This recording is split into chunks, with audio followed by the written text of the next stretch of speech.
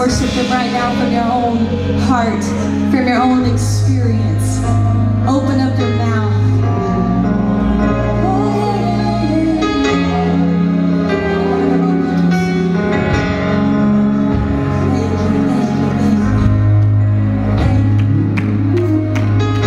Come on, just send up some thank yous. Send up a I bless you, Lord.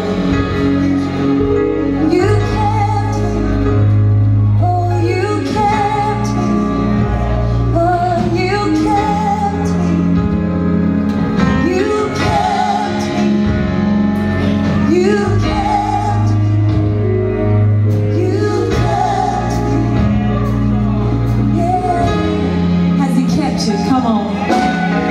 Thank you, thank you, thank you.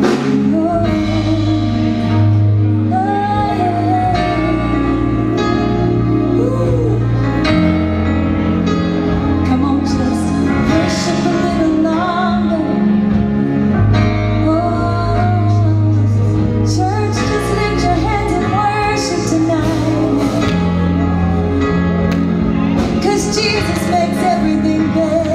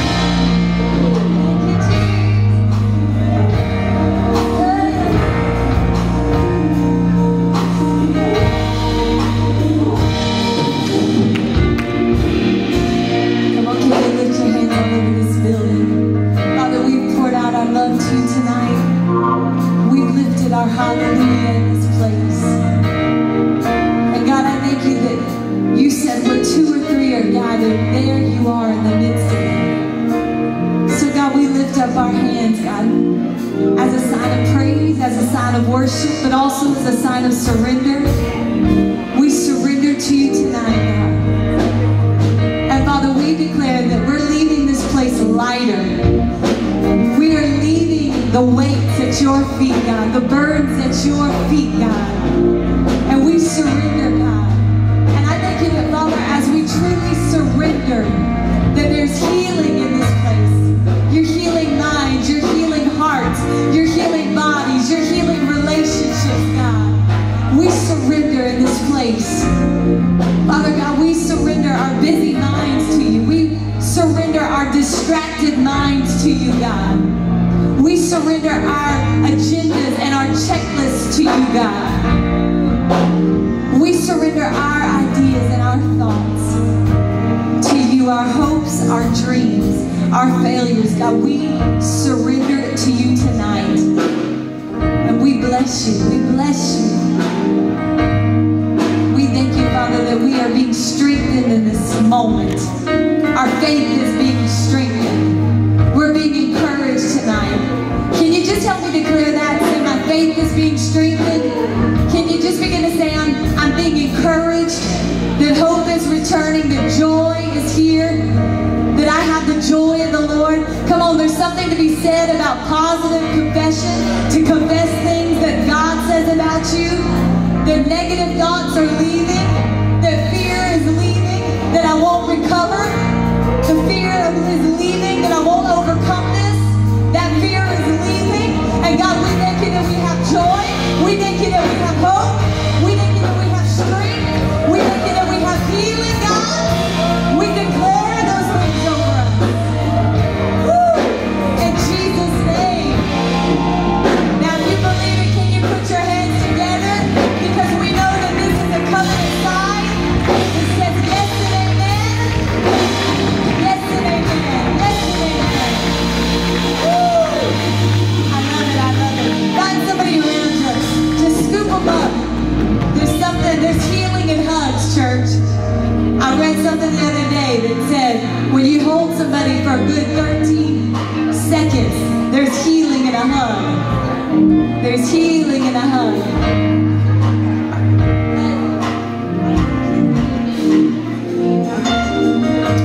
And as you're hugging real quick, all of our kids, our elementary age kids, are going to be following Miss Leslie and Pastor D out this door. All of our middle school and high school students, you're going to the gym tonight.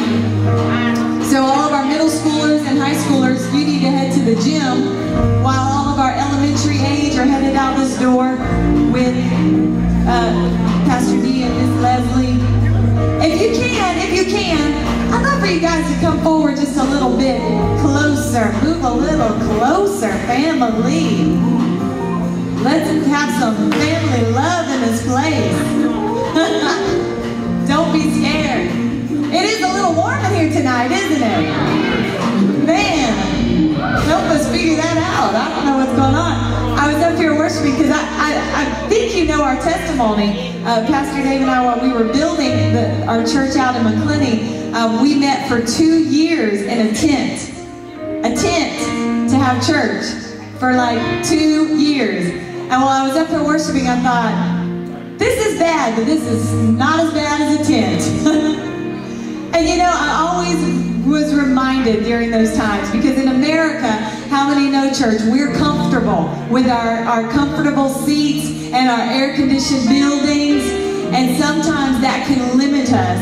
And I remember going to Mexico, and it amazed me on a mission trip. We were there, and just the people that stuffed in to this little church to worship and to hear the Word of God preached, and had no AC, no air condition, and it didn't stop them. They didn't care. That's because they were hungry for God. And so I always remind myself, when I start to feel in our American churches just a little bit uncomfortable, I think I'm not as uncomfortable as some people are, pressing in to hear the Word of the Lord, pressing in to worship. I'm not as uncomfortable as some people are pushing, as some people had to walk 2 and 3 hours to get to their church in other countries. We drove, what, 10, 20, 30 minutes. And so let's not get comfortable, amen? I think sometimes comfortable can be an enemy to hunger. Tweet that. All right? so glad to be home. We missed you guys. How are y'all doing? Do I look kissed by the sun? I hope so.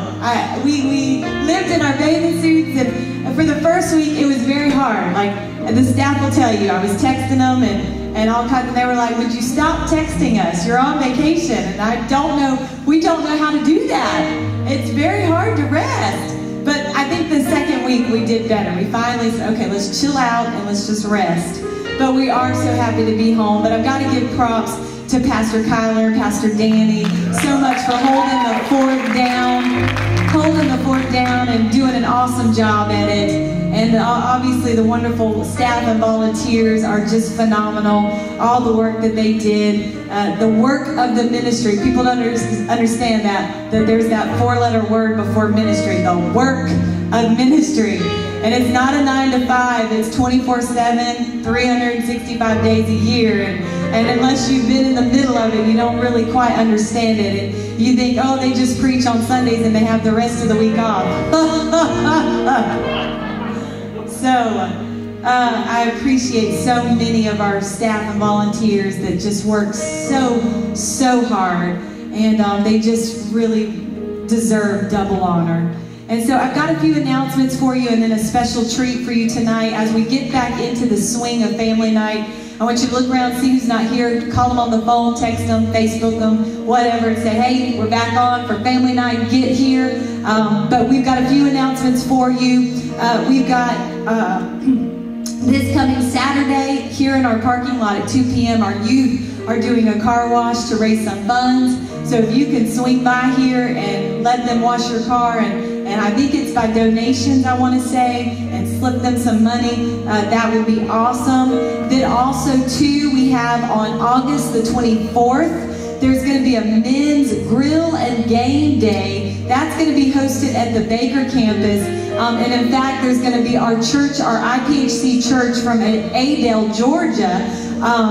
They are going to be joining with our men. And so we'll be giving you more details about that. But mark your calendar, men, for a men's grill and game day. It's just 25 minutes down the road at Baker. So we'll probably carpool there. We'll get all that set up. And then also, too, I'm so excited. Coming up on Friday night, September 20th, and Saturday, September 21st, is our women's conference. And I am so excited about it. Every year I feel like we've just built just more and more steam, and this year we're just pulling out all the stops.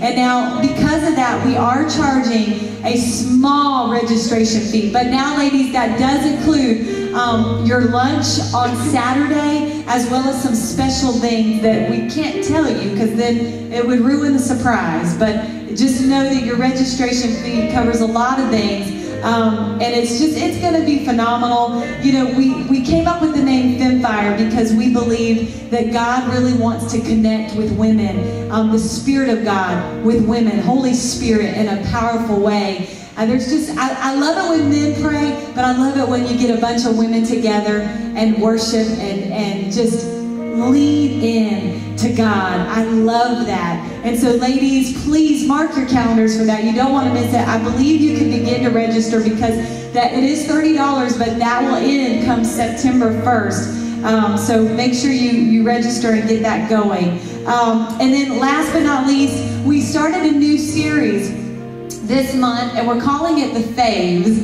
And what it's about basically is we're going to be preaching, and I believe Pastor Kyler is going to be helping us too. We're going to be preaching some of our favorite sermons that we've preached of all time, or favorite Bible stories. And we're just going to be breathing new life on it. I think you're going to really, really enjoy it. So make sure you're here this Sunday as we start our new series, The Faves. But tonight, we've got a special treat for you. Many of you know that Pastor Dave and I, we are so about the next generation, not just our generation and not just the generation before us, but even the next generation. And we really want to pour into them. We really want to speak into their lives, and we want to give them opportunity. We if you know Pastor Dave and I, we don't, at least I don't believe we do, hog the mic, hog the platform, hog the pulpit. We want to give other people opportunity. There are gifts in the house, and we want you to hear from them. And so tonight we have a special treat. He's a teacher at Baker County High School. He has been singing on this platform for years now, leading us in worship, but he's actually got a very strong teaching gift.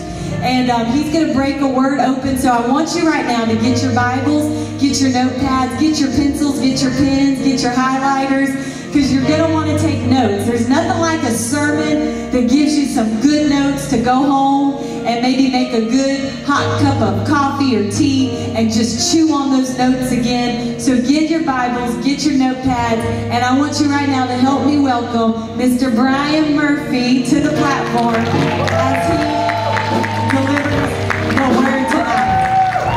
Yes, I love y'all. Honor him. And listen, amen him. Amen him. Come on, can we make some more noise for Jesus in this place tonight? I love the presence of God so much, but I also love Wednesday night church.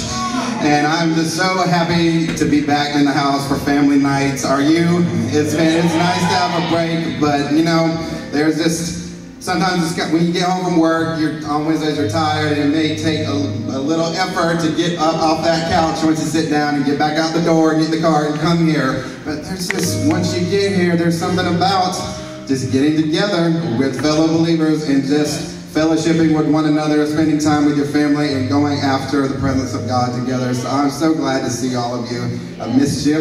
I know I see you on Sundays. That's just not enough. So I'm glad to see you now on Wednesday nights. And I'm so thankful for the opportunity to speak to you tonight.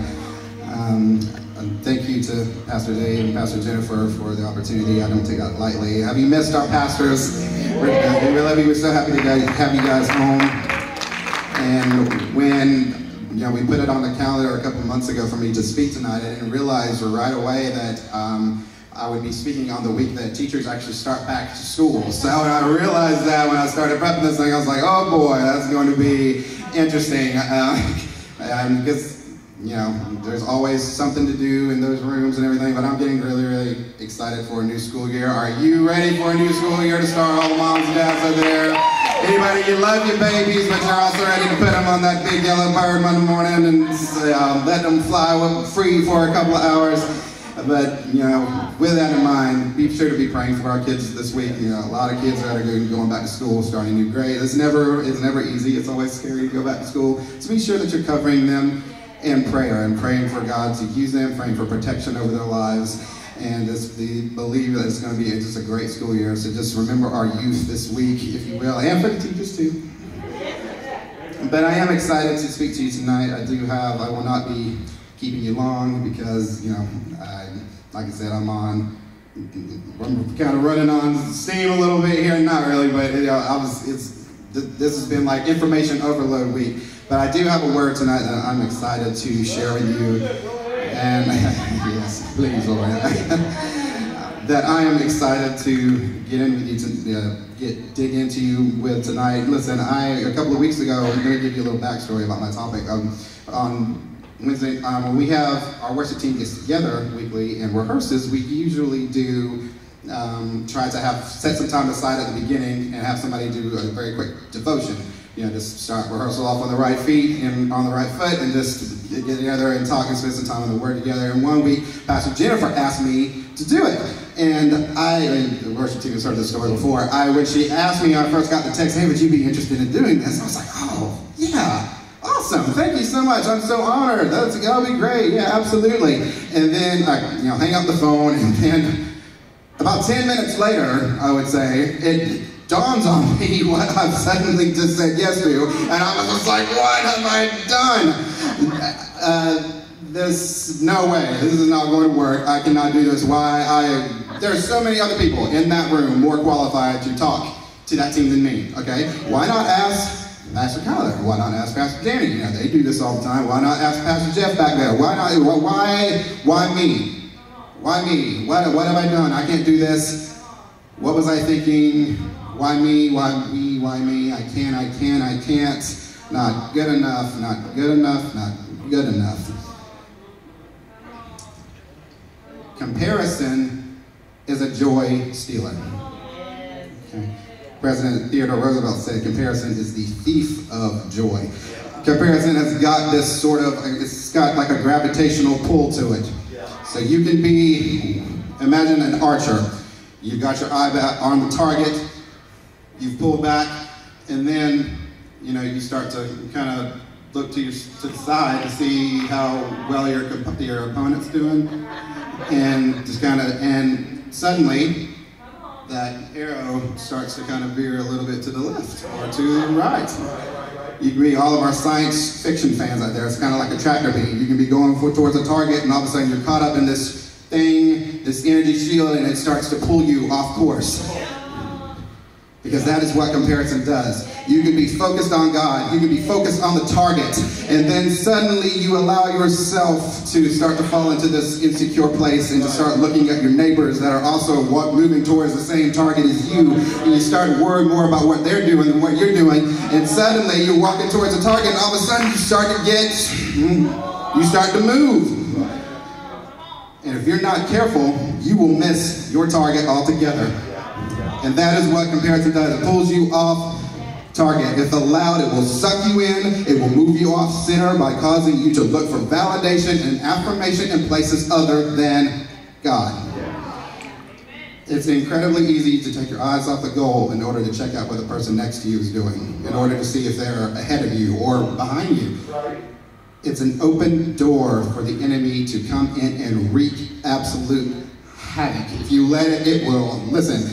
This is serious business. If you let it, comparison, it'll destroy you, it'll destroy a team, it'll destroy your family, it'll destroy anything that it touches.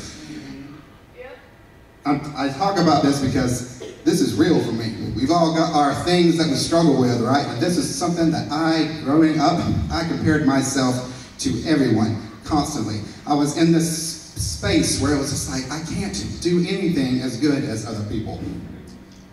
And it just took root over the years. And I just fell into this place where just constant jealousy and envy of what other people had, not realizing what the blessings that God had given me and the giftings that He had given me, and working on developing what He had given me, and too busy worrying about what my neighbor was doing. And so we're going after this tonight, okay? So first, we're going to talk a little bit about what does comparison do. The first thing it does is it does nothing but produce arrogance and insecurity. Okay? Does nothing but produce arrogance and insecurity. Arrogance and insecurity, those are two opposite things. Well, not really, because, listen, comparison, first of all, you can make you arrogant. Because if you start constantly comparing yourself to your team members, all of a sudden, let's say someone comes to work, they have the same job as you, but you're dressed a little better than them, or maybe you're a little more well-spoken than them, or whatever you consider yourself. You've puffed yourself up, and you've become this big, arrogant, not so nice person, and you're putting the people down around you, and you have this inflated sense of ego. But on the other end of the spectrum, it also will cause massive insecurity. Massive insecurity, because the person can come on, the same person can join your team, and suddenly you may realize, he's been doing this a lot longer than me, or maybe he's a little better than me at that area. And instead of being excited that maybe you can learn something from this person, you've suddenly made them an enemy, because you're suddenly starting to see them as competition. Amen. And it also causes us to be mistrustful of God. Because, listen, I've had people say things to me that you're gifted in this area, you can't do that, and you should explore this. And I've had in times in prayer, I feel like God has been leading me to certain areas and of ministry, of work. He's given me certain gifts. But instead of pursuing them and going after them and trying to get them developed, I just compare it to other people constantly, or I did, and it just caused me to become so mistrustful of God. It was like who am I to say this to God? But I would say, look, I think you meant to say that to the person that was standing next to me, not me.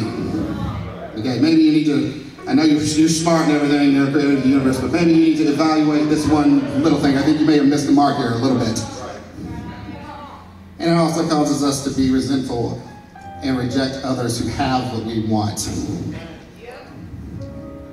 James 3:13 through 16. I love this verse. This is the Message translation. It says, do you want to be counted wise, to build a reputation for wisdom?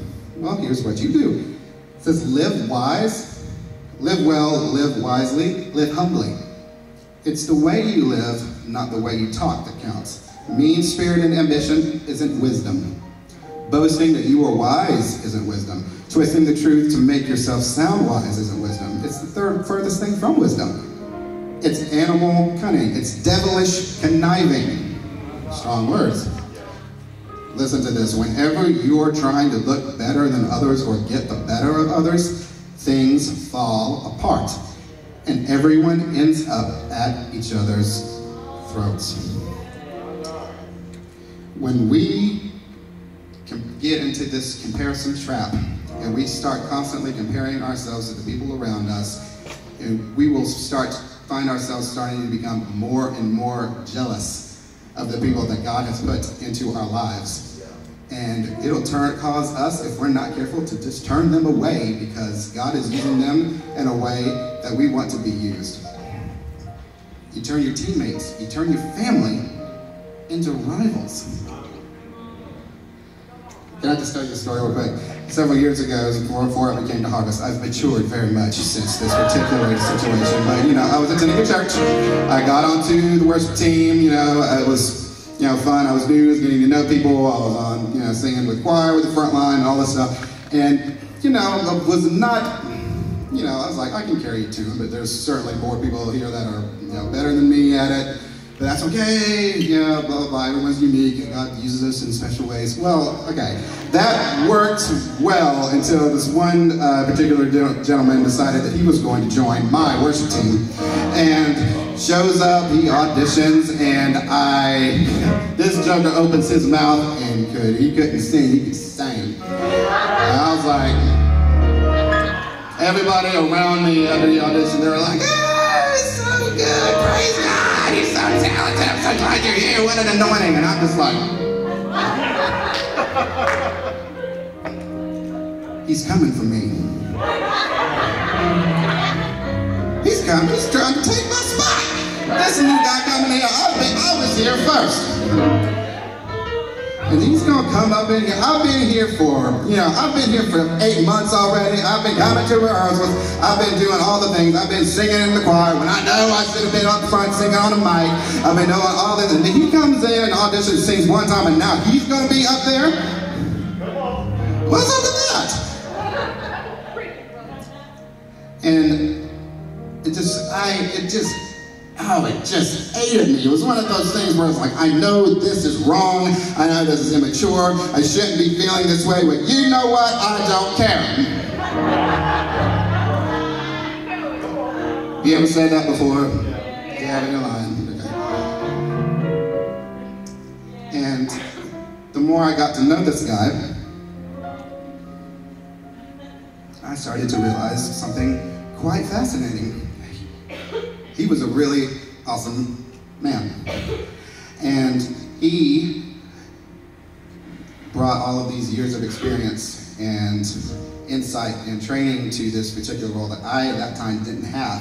And he could have, we could have just, been rivals. He could have picked up on the fact that I wasn't really liking him all that much. He could have fed into it and we could have had this thing going out. But what he did was he decided he wanted to be my friend. And he, would call me one Sunday. He's like, hey, Bryan, can I talk to you for a second? And I was like, I said, yes. And inside I'm thinking, no, go away. And he starts to speak things over me. He says, you are gifted. You've got a gift.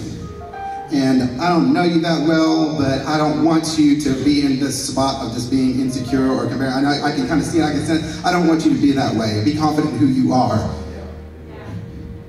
God has given you a special gift. He just started to speak these things over my life, and I'm just like, God, I'm just on my knees saying, I'm so sorry to you, God, I'm so sorry. It was just like, because I felt like an idiot. Because you realize what I had done. I had taken this person, the God who sent to me, that was God had meant for this person to be an influence over me and to speak things over me and to see things that I wasn't seeing and to help pull those out.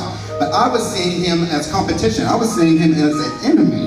And imagine what would have happened if that conversation had never happened. I never would have heard the things that he said. I would have turned away a potential blessing. Again, making an unnecessary rival. Whenever you're trying to look better than others or get the better of others, things fall apart and everyone ends up at each other's throats. We risk seeing someone who probably has no ill intent whatsoever as a hostile enemy that is invading our turf, when probably all they ever want to do is to just serve alongside you. They don't have an agenda. They're not trying to up you or take over your team or be your boss or whatever. They just want to serve. I see that in church all the time. You know, if you were serving on a serve team or just even at work, in your workplace, wherever, when new people come, celebrate when new people come. If they are better at something than you, say, thank you, God. It's time for me to learn something. And connect with that person and learn from them. It causes us to try to be something that we're not in order to measure up to feel good about ourselves. That's another thing comparison does. It causes us to try to be something that we're not in order to measure up and feel good about ourselves. And I think social media really, well, I don't think I know social media plays a large role in this. Like, I'm not like I hate social media stuff. It's got its good things about it, but it's just like everything in life, there are negatives to it as well. And it's really has played a huge role in the rise of the comparison trap in this generation, okay? Because it allows us to really present this photoshopped version of ourselves, of our lives that we can present to others, and it allows us to hide all the things that we want to hide and really highlight all the stuff that we want to highlight, right? So it's so easy you ever just been scrolling on your phone and you're on Instagram and you got these people that you follow, maybe it's a pastor, maybe it's a friend, maybe it's a coworker, whatever, and all their pictures are just awesome. They look great. They're just smiling. They're always on like some exotic vacation. They're doing it's like they got thousands of likes and it's just like, oh, they're just so cool. I wish I could be like that.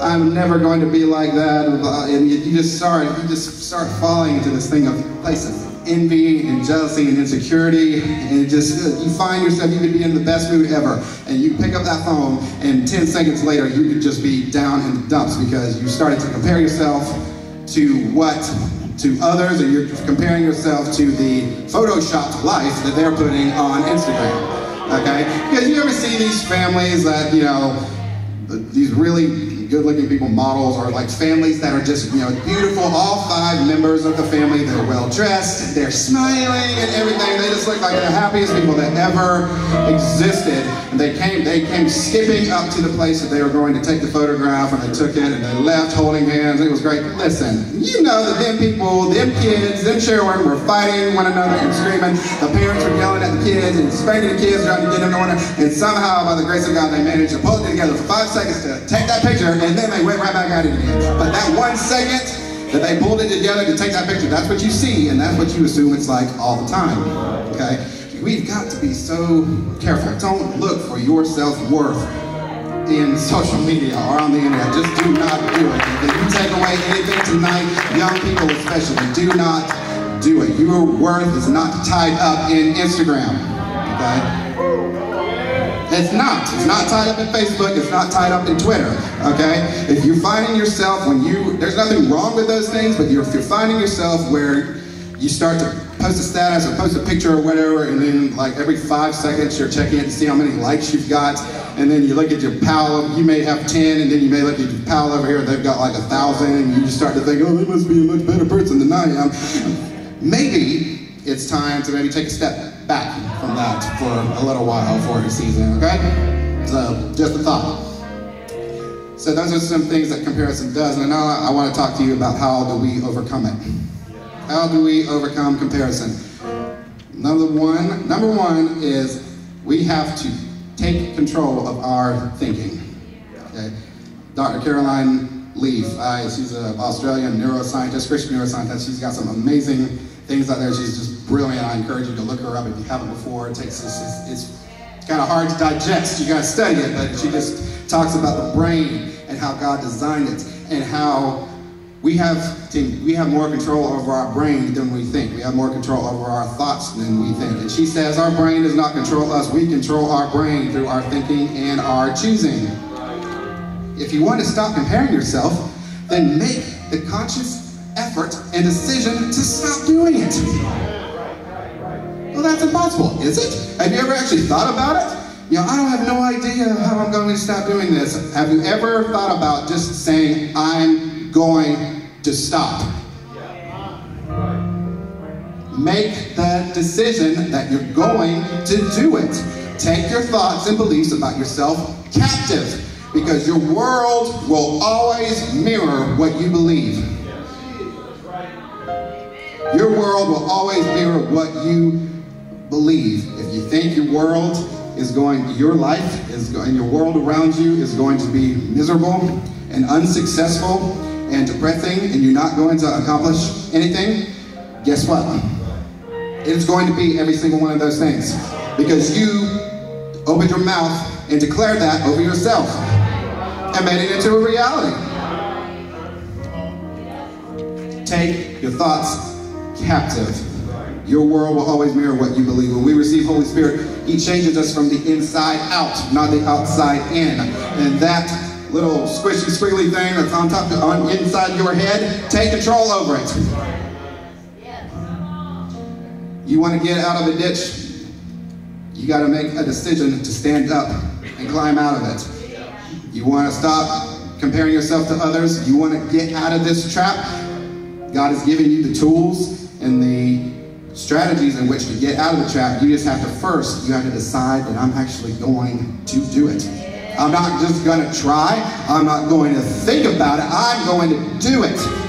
In Jesus' name, I'm going to do it. Watch what you download into your spirit. Guard it. Guard your spirit. Don't let the enemy in. Don't give him an entryway. Don't allow yourself to go through life stuck hearing the lies of the enemy.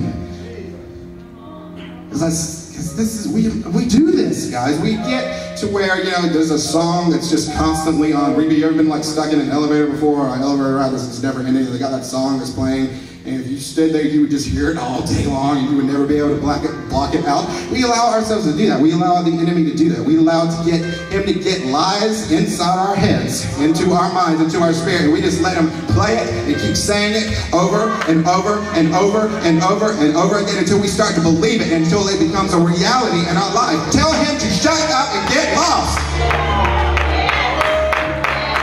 Don't be scared of him. We've won. We have victory. He's scrambling. He's lost, and he's scrambling, and he's just trying to go after the last couple of people that he can get to take down with him when God comes back and sends him down to where he belongs. He's trying to take you with him. Don't let him. Okay? You have the power to overcome. Okay?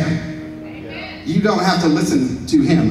And I had to learn this. I was just like, I just don't know. I just keep getting these thoughts, and the enemy just came, and people had to come alongside me, this Gabby in particular, and said, just tell him to get lost. Quit listening to him.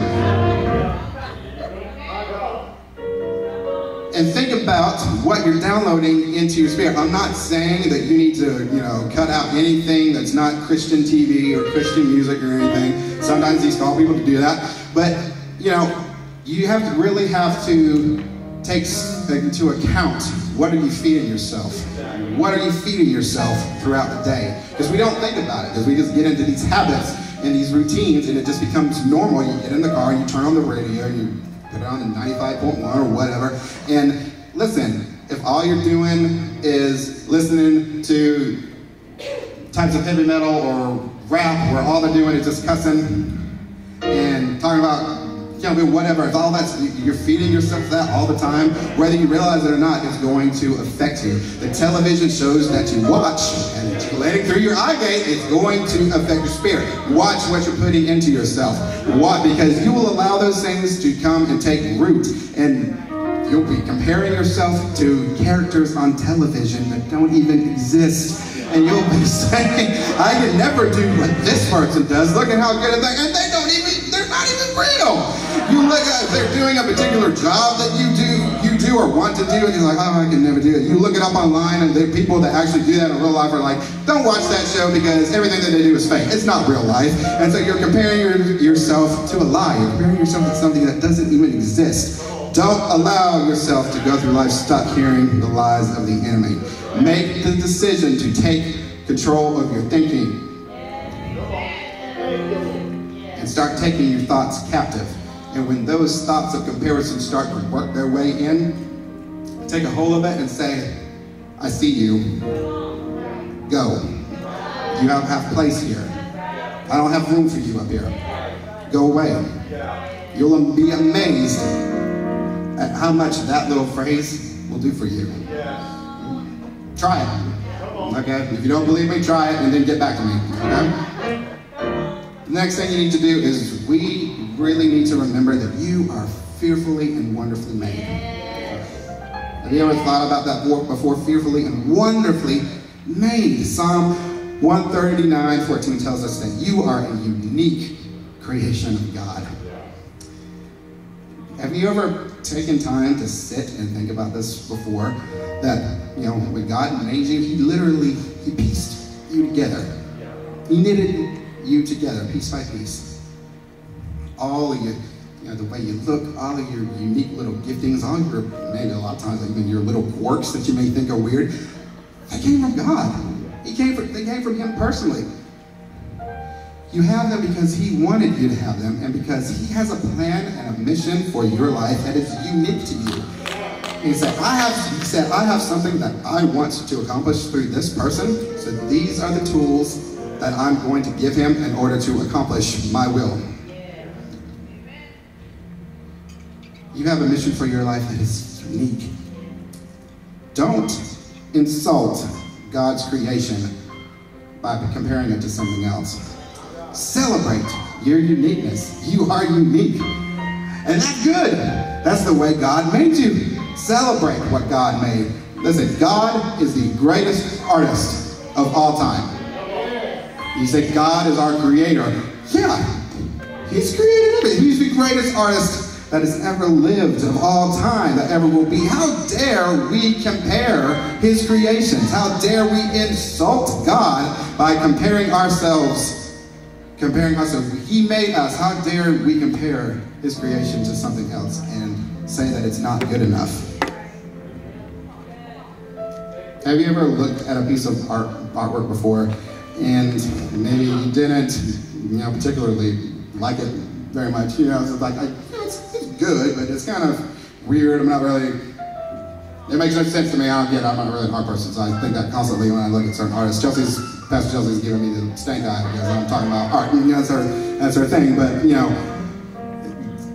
sometimes you just look at these things that these guys create, and you're just like, what in the world were they thinking when they took that brush and made it? I don't get it. And then maybe you hear that artist talk about the story behind it, and there's a chance that you don't like it because you haven't learned to appreciate it yet. You don't understand the painstaking work that that artist went into creating it. You don't realize what that artist was trying to convey, what he was trying to accomplish. That's what God did with us. He spent time on you. We were not assembled on an assembly line. We're all unique. He spent time on you. He said, I am going to create Vanessa, and I'm going to give her certain giftings, and this is how I want it. It was completely unique. There are billions of people in this world, and there's no one else in this world just like her. There's no one else in this world just like you. Have you thought about that before? even our fingerprints. You look at this, all the crazy designs our fingerprints make, it's hard to believe that but it all kind of follows the same sort of pattern. It's just kind of like this, but with variations. Can you believe that there's no one else in the world with your exact same fingerprint? That's crazy. You're so unique. God loved you enough to spend time on you. Learn to appreciate what God created in you. He didn't create us on an assembly line. We're handmade. We are custom made, baby. God is the potter and we are the clay. And he's constantly molding us. And if we'll let him do his work, if we'll let him do his thing, he will turn us into something beautiful. He will turn us into a masterpiece. And there's nothing else in the world that will look just like it. We also need to realize that we all have different strengths and weaknesses. Okay, no matter how hard you and I try, someone will always be better at something than you. We're not good at everything. Think of the most gifted person that you know. Okay, my father is an example that comes to mind. He's good at everything. Okay, he can build stuff. He's also a teacher. He's an incredible educator and teacher of the word and leader. And he could build and fix anything. I'm like 30 years old and I'm still having to call him all the time to come to my house and fix something that I've broken or messed up because I have no idea how to do it. He knows how to do everything. He's good at so many things. But there are still things, and just in case he's watching, we're not going to name them, but there are actually still things that I can do that he cannot. Okay? Think of the most gifted person that you know, and I guarantee you, there's something that you do that you're better at than them. There's something that you're better at than them. So when we start feeling the need to compare, we must recognize our opportunity to practice both humility and thankfulness. Trust God with other people, okay? And we need to stop interfering so much with the work that he's doing in other people, okay? What I mean by that is, there's so often when we start comparison, you start to question God. You be like, God, I don't get it, okay? And this is just, we'll use church as an example. And I'll talk about the worship team again. Say I'm being here and someone else comes in and is just amazing. They have just incredible anointing, or say they're up and coming. Say you've been doing this thing for a while, you have someone that you're mentoring maybe, or that hasn't been doing it as long, and suddenly their skills start to really pick up and they start to be really good, and suddenly, in some areas, they're better than you at it. In those situations, we need to stop and just say, God, thank you for what you are doing in that person. Pray for them. Don't worry about, we allow ourselves to start getting into this spot where we're going to start comparing ourselves and we turn them into a rival, like I was saying earlier, and it can just destroy your friendship. Instead of doing that, when you have someone working alongside you that's better at something, or their gifts are really starting to develop and God is taking them into a new place that maybe you would like to go to, instead of saying, God, God, you're doing it for them, just do it for me. I want to do it too. It's not fair. Say, God, thank you for what you're doing to them. Thank you for what you're doing in their lives. I see the anointing on them. I see what you're doing. Thank you for the giftings that you've given them. Thank you for the calling that you've put on my life. I thank you for the blessings that I am going to receive because of that. Thank you for what they're going to do for the kingdom. That's a powerful thing when we can do that. Get off yourself. Bless others and their advantages. And be a giver, be an encourager, be that support system, because you know what? They may be, rocking and rolling and moving into these new areas, but you know what? And they may seem confident, but you know what? They're probably pretty nervous. And they may be starting to fall into, if they're not careful, fall into some of the things that you're in. They can start comparing themselves too, and that's when we need to be a family and start linking arms with one another and start pulling them up. When they start sinking, grab them and pull them up. Lift them up. Lift one another up. And thank God for what he's doing in the people around you and the people on your team. 2 Corinthians 9:12 says, "But he said to me, my grace is enough for you. My strength and power are made perfect and show themselves most effective in your weakness. Therefore, I will all the more gladly in my weaknesses and infirmities that the strength and power of Christ may rest upon me." Stop believing that you have to look and act like so-and-so in order to be successful. Have you ever worn imitation clothing before, like off-brand stuff? I'm wearing it right now. If you do, it's no problem. But listen, you can buy stuff off the rack at the department store. They're nice, they fit well, they feel okay. But when you actually go to a nice store and slip on a real cashmere jacket for the first time, or when I was growing up, when parents would go grocery shopping, our budget required a lot of the time that we would shop at the dollar store, and we would have to get their brand of stuff. So everybody heard of Clover Valley before? Anybody? That was in our pantry everywhere all the time growing up. And you would tear into a box of their chocolate chip cookies, you take a bite, and you would say, it's a cookie, yeah, it's good. It's okay, not bad, it's here, so I'll eat it. But listen, there is nothing like ripping open a bag of Chips Ahoy. And that smell hits you, and you take a bite. Listen, there is nothing as powerful as the real thing. Pretending to be something we aren't, it's just a waste of time, and it's a waste of potential. God gave you a unique voice that needs to be heard. I heard Bishop Tony Miller say once, "Are you a voice to your generation, or are you just an echo?" Are you just trying to echo and do and say what others are saying or have already said and done, and just be an imitation that will never be as powerful as the real thing? Or are you speaking with your unique voice that, whether you believe it or not, God designed it to be effective? Nobody is drawn to ordinary. Uniqueness is what gets people's attention. And you have to recognize and celebrate the fact that there is something that is unique about you, and it's beautiful. Don't spend your time trying to turn yourself into something that you're not. You may want to be a worship leader, and you may not be able to carry a tune to a bucket, but you say, "I'm going to be a worship leader because they look so cool. I love they're on the platform and they have the mic, and it's, I just want to do it."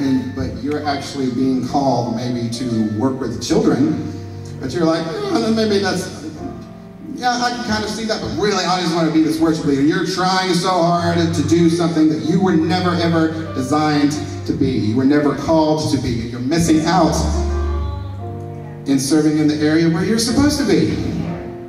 Think about the people that are missing out by you not operating in your gifts.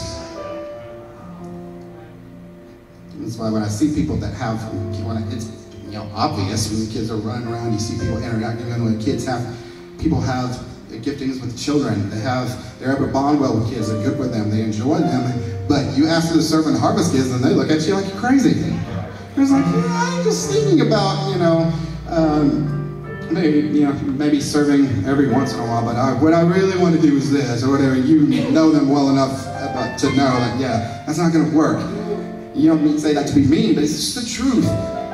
Because they're wanting to get into an area, serve in an area that they're not called to. Think of the people, and then by that person not wanting to serve in Harvest Kids, those kids are missing out because they're not there. God gave them a unique gift, He gave them a unique word for them, and those kids are not receiving it because they're not there, because they want to be somewhere else that God never called them to in the first place. And finally, I'm wrapping up. We need to rely on God's opinion rather than the opinions of others, okay? You know who God has created you to be. Know who He has created you to be. Our own insecurity often causes us to compare ourselves with others, looking for a way to feel important and perhaps even superior. But what if we actually flip the perspective? And instead we started to rely on what God actually says about us. So often we strive for God's approval when not knowing that we already have it, guys. Start Listen, how do we do this? Simple. Start making declarations over yourself every single day. Or throughout your day, but especially when you wake up in the morning. It'll be amazing. Just watch what will happen. If you opened up your eyes in the morning, you sat down and you just immediately started praising God and making declarations over yourself straight from the Word. Things like, I am a child of the Most High God. I'm saved by grace. I belong to God. I'm a joint heir with Jesus. I am significant. I'm a contributing member to the body of the Christ. I'm the head and not the tail. I am above and not beneath. I'm more than a conqueror. I'm fearfully and wonderfully made. I am the apple of my Father's eye, and through him nothing is impossible. Those are not just pretty little sayings. That's right out of the Word of God. Those words are right out of his mouth. They're his words. Speak them over yourself. Declare the Word over yourself and start believing it and start walking in it. Care what the Word says about you. Now, let me clarify, that doesn't mean that we need to completely cut out the voices of other people around us, because a lot of times we'll do that as a way to justify bad behavior, okay? I just really crack up when I see online or hear people say in conversations, they say things like, well, you know, people may think I'm a jerk and nobody wants to be around me, but God still loves me anyway, and that's okay. Yeah, God still loves you, but you're acting like a jerk, and he don't like it. Stop. Straighten up. Don't be a jerk. Or when people say something mean and you call them out in a Christ-like manner, you talk to them about it, and they say that I can't help it. This is just who I am. This is just who God made me to be. Nah, God didn't save you in order for you to be me. Okay? We need correction. What is one of the things that we need most in our lives, but we get the most of, is constructive feedback on our behavior, okay? There are things about ourselves that we don't see ourselves. And so often we're blinded. We can be blinded by our uniqueness, the uniquely good things about us and the bad things about us. We can be blinded to them. You need somebody in your life. You need to open yourselves up to the right people, the right godly people that can speak into your life and say things to you like, that can see potential on the inside of you. Because, I was there. I was walking in this season where I didn't think I had anything to offer. And it took me listening to people that God sent my way that could see things inside me that I couldn't see, and to start pulling those things out. And in the same vein, we need people that can see things about us that are not so great, that we may not see, that they can speak to as well. You need people that can see potential on the inside of you, but who can also speak to you when your behavior does not match your potential. I know we've gone over, I'm sorry, I'm like really watching the clock. But listen, when we find ourselves beginning to fall into the comparison trap, run to God. Thank God for who he has made you to be. Jesus says, come to me, all who are weary, and I'll give you rest. There's only one you, and you have a specific task and function. Let's be what we were made to be without comparing ourselves to each other constantly and trying to be something that we're not. Whenever we look to man for affirmation, we're always going to feel like we're on the outside looking in. You're never going to get what you need. This man, look to God. Look to God. You're unique. God made you a certain way. He gave you gifts, and it's time to start wishing that you had other things and start being appreciative of what he's given you. And it's time to start using them. We live in a lost world. We live in a city that is hurting, and they're searching for something.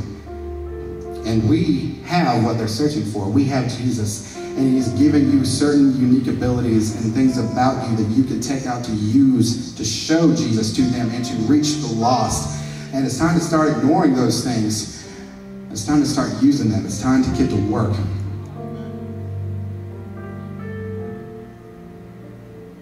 Father, God, I thank you for each person in this room tonight, God. I thank you for each and every person, each and every individual, unique person in this place. I thank you for the gifts that you've given them. I thank you for the unique anointings and blessings that you've put on their lives. And God, I pray right now, God, that if there's anyone sitting in this room, under the sound of my voice, they're saying, I don't know what those things are. I don't know what I'm called to. I don't think I'm good at anything, God. I pray right now that you'll begin to speak to them. God, I pray that you begin to reveal things, reveal their giftings in their life. Begin to pull those things out. Begin to send the people into our lives to speak over them, God. Send them to the right ministry team leaders, God. Send them to the right people, God, that can speak over their lives. Holy Spirit, I come against comparison. I come against that comparison trap, God. If there anyone in this place tonight is caught up in that trap, God, in the name of Jesus, I pray tonight that you set them free and walk in freedom, God.